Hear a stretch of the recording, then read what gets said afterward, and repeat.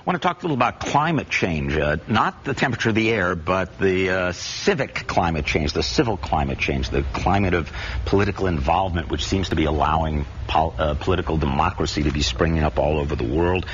Is it going to happen? Is it all inevitable? Our next guest is in a perfect position to try to at least take some guesses at it.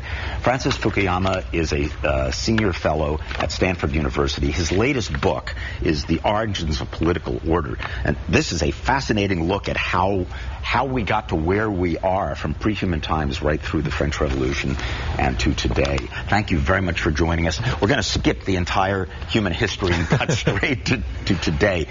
In the Middle East, good thing, bad thing, what's going on? And I guess you'd have to break it up by country, right? Right. Well, I think it's, at this point, it could be great and it could be terrible. I think in the near term it probably is going to be very problematic. The good part is, for the first time, the Arabs have shown that they can mobilize in favor of democracy. They were left out of the whole wave of democratization that happened in Eastern Europe and Africa and Latin America, but now they're kind of joining the party. The problem is that they don't have institutions. Yes, they do. They have religion. They've got religion. Right now in a country like Egypt, the best organized people are the military and the Muslim Brotherhood. And even though you may have a very substantial middle class that actually wants a Western-style democracy, they're not organized, and so that's really the challenge for them. Right. What about countries like Yemen, where things are literally going the other way? Yeah, well, it seems. One of the big problems in the Middle East is that these countries are all created, they're colonial creations where they're basically, tribes with flags. And I think a lot of the opposition to the ruling presidents and so forth is actually a reflection of some of those ethnic, tribal, sectarian differences, and it's not just a question of good Democrats versus bad authoritarians. So Libya would be a good example of a country that isn't really a country, and how can that resolve itself? I mean, there are really two countries in there. Well, that's right. I mean, Benghazi and Tripoli were separate provinces. The Italians, when they were the colonial masters, pushed them together, and there's really no sense of a Libyan nation. And so some of what you're seeing actually reflects some of those tribal loyalties beneath the surface.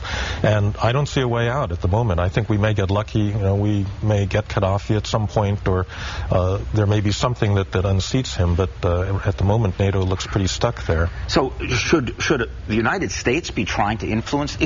Sometimes there are things you just can't do. You just can't help. What do you think? Well, I think we've got a lot of so-called soft power instruments.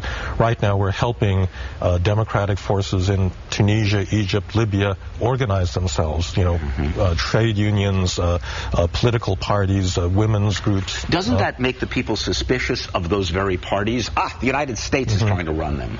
Well, actually, it was interesting. There's an article in the Times this morning saying that Libya is the one place where Americans are absolutely welcome because, they want this kind of help, and all of the bad blood over the Palestinian issue, doesn't matter at this point. Okay, a couple of places off the radar, but they might be instructive. For example, you've got a couple of monarchs. You have Morocco and Jordan. If you were advising them, or if you were advising some despot in a country where there's clearly change happening, what kind of advice would you give?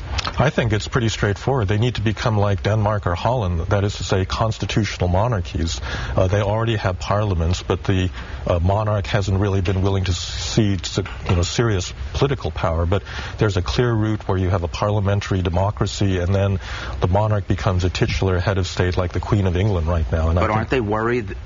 If I were a monarch, I'd worry that I'd get the Mubarak solution. They'd throw me in jail, and I'd probably lose my head or something. Well, that's why they got to be very careful about the way they do that. But I think the earlier that they can see genuine power, they can actually leave with some dignity.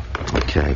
Francis Fukuyama, the book is called The Origins of Political Order, and if you are a political junkie, by which I mean someone who's trying to figure out why our society functions the way it does, it's quite a read. I say that having just started it, but it's fabulous, and you'll hear a lot about it in the days to come. Thank you very much for joining us. Thank you. Marty and Isabel.